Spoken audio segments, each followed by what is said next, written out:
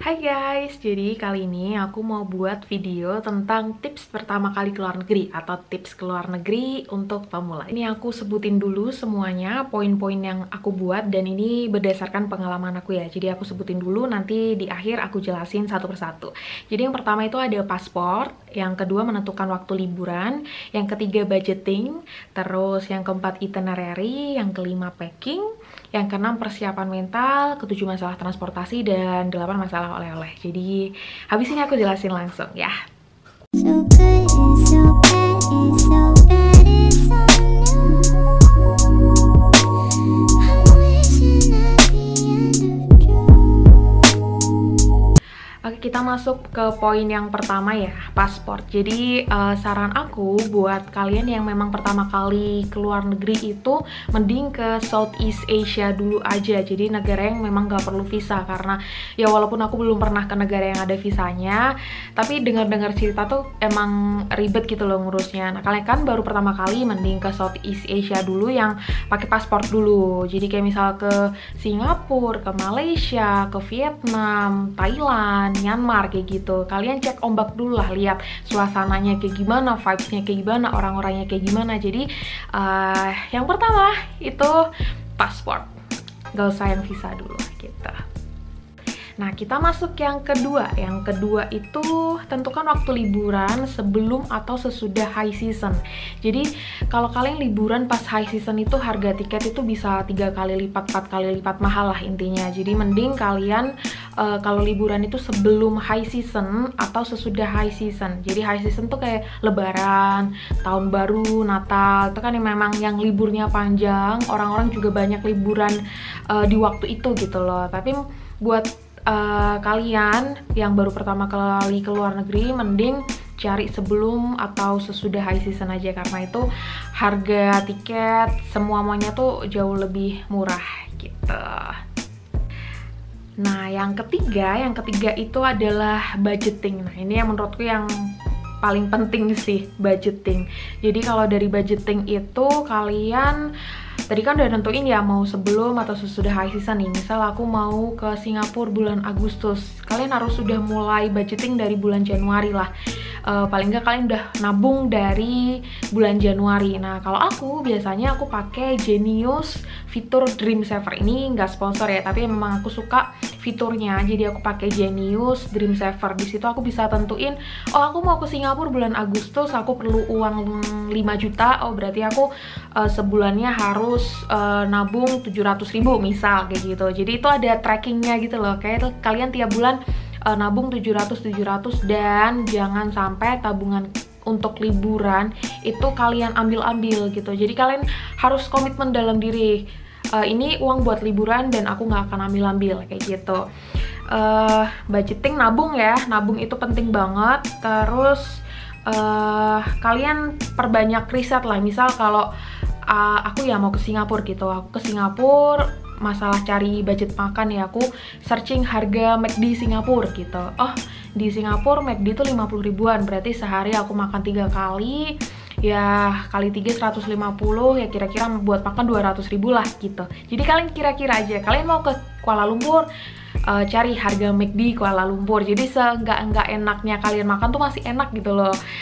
Jadi itu untuk kalian perbanyak riset juga. Kalau ke Singapura ini gimana biayanya, ke Kuala Lumpur gimana biayanya, Thailand kayak gimana biayanya, itu perbanyak riset aja.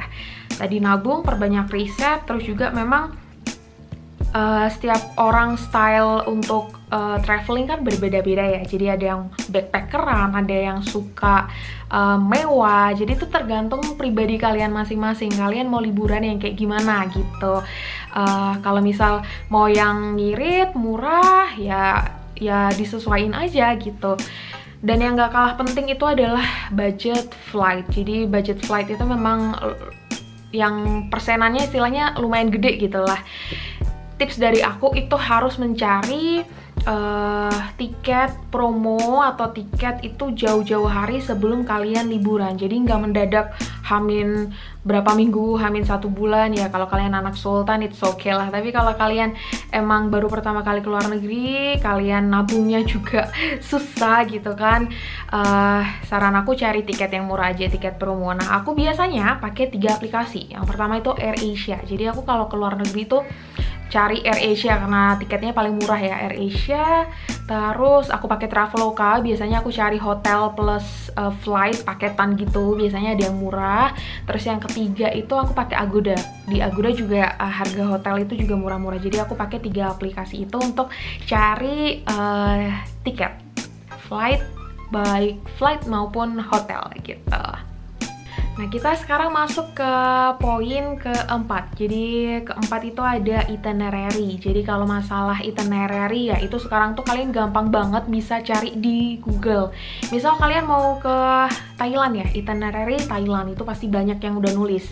Itinerary Kuala Lumpur, Malaysia, Singapura itu pasti udah banyak yang nulis gitu. Nah, kalau dari aku kalau buat itinerary itu biasanya aku searching di Google pertama.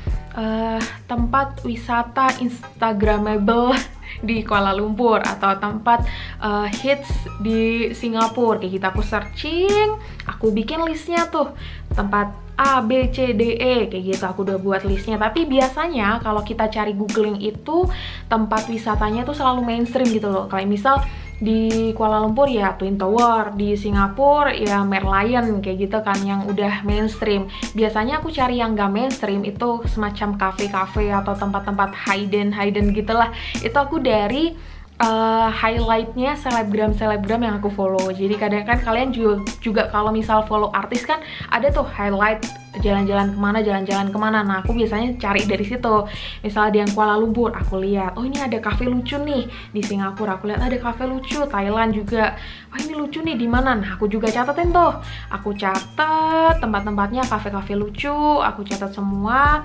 Setelah kekumpul semua listnya, itu aku googling satu persatu jarak tempat satu dengan tempat lain. Jadi kayak misal dari hotelku ini aku mau ke Twin Tower berapa menit ya, nanti habis Twin Tower aku enaknya kemana ya, itu kalian googling aja lah. Pasti kalau udah dapat list tempatnya tinggal googling map gitu, gampang lah istilahnya. Kalian pasti paham, nanti bisa nentuin sendiri dari sini enaknya kemana, dari sini enaknya kemana kayak gitu. Itu masalah itinerary. Dan menurut aku itinerary itu penting banget ya kalau buat aku, karena ketika kita jalan-jalan ke luar negeri itu kita nggak mikir lama gitu loh, habis ini mau kemana lagi ya, wah googling cari enaknya habis ini kemana ya. Sedangkan kalau kalian udah punya itinerary itu, kalian jadi enak lah, habis ini aku mau kesini, jam segini aku harusnya ada di sini kayak gitu. Jadi intinya mempermudah kalian, mempersingkat waktu, terus jadi nggak pusing gitu. Ya intinya itinerary wajib sih kalau buat pemula. Selanjutnya kita masuk ke poin kelima, yaitu packing. Nah, packing ini sebenarnya aku pengen buat video sendiri ya. Jadi barang-barang apa yang harus dibawa, terus tipsnya gimana, nata barangnya di koper tuh kayak gimana, nanti aku pengen buat video sendiri.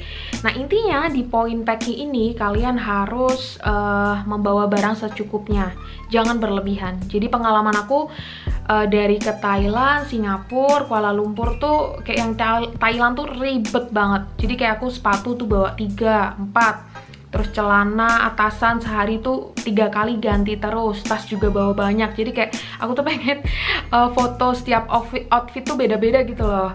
Jadi tapi malah ribet. Terus ke Singapura masih lumayan ribet lah, atasan bawahan masih ganti, sepatu bawa 2 lah, tas tapi udah bawa 1. Nah kemarin terakhir yang di Kuala Lumpur itu bener-bener simple, kayak aku cuman bawa celana 1, terus baju tuh atasan aku tunik-tunik gitu, jadi celana 1, tunik, sepatu 1, tas 1, dan itu cuman habis makan tempat setengah koper doang, setengah koper yang kecil yang standar koper kabin itu loh.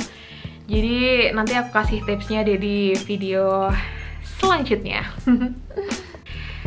Sekarang lanjut yang keenam, itu adalah persiapan mental. Nah ini penting banget. Banyak aku baca ya di komen-komen di video aku bilang, Kak kalau nggak bisa bahasa Inggris gimana Kak, imigrasinya Malaysia gimana, imigrasinya Singapura gimana, takut nih aku nggak bisa bahasa Inggris. guys.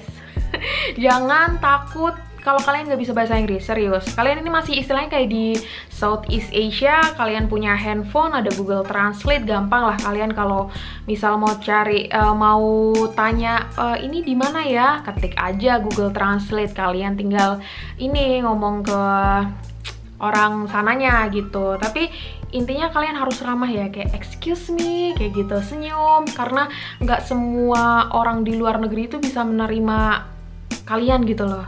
Ngerti nggak ya, kayak gitu, harus sopan lah istilahnya. Udah selesai nanya ya bilang thank you kayak gitu, terus pakai Google Translate lah. Gitu, paling mereka juga paham sih kalau di Kuala Lumpur, Singapura, oh ini orang Indonesia. Mereka kadang juga bisa bahasa Melayu kayak gitu. Jadi jangan takut karena masalah kamu nggak bisa bahasa Inggris terus nggak jadi keluar negeri, janganlah. Pokoknya harus berani.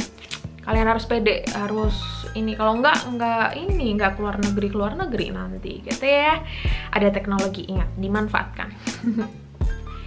Masuk yang ketujuh ya, transportasi umum. Jadi setelah kalian siapin semuanya, mulai dari paspor, budgeting, packing, lalalala, kalian nyampe keluar negeri nih. Nah, lebih baik kalian menggunakan transportasi umum dan perbanyak jalan kaki. Kenapa? Karena itu lebih hemat, dan di luar negeri juga transportasi umumnya tuh udah bagus. Kalau kalian bingung masalah mapping dari sini ke sini tuh jalur mana, naik apa, kalian googling aja, karena di situ udah banyak apa istilahnya kayak peta MRT Singapura, peta LRT, MRT Kuala Lumpur, kayak gitu udah banyak. Kalian tinggal ngikutin aja, dan di stasiunnya pun juga masih ada mapnya, jadi kalian nggak perlu takut gitu. Jadi gunakan transportasi umum dan perbanyak jalan kaki ya. Oke, yang terakhir itu adalah batasi dan hindari pembelian oleh-oleh yang nggak perlu. Jadi ini buat kalian ya yang mungkin pertama kali keluar negeri, kadang kan udah nyampe Singapura, nyampe Kuala Lumpur, terus teman kalian ngechat nih di Instagram kayak, wah nitip Milu dong, nitip ini dong. Lebih baik kalian tolak dengan baik-baik gitu.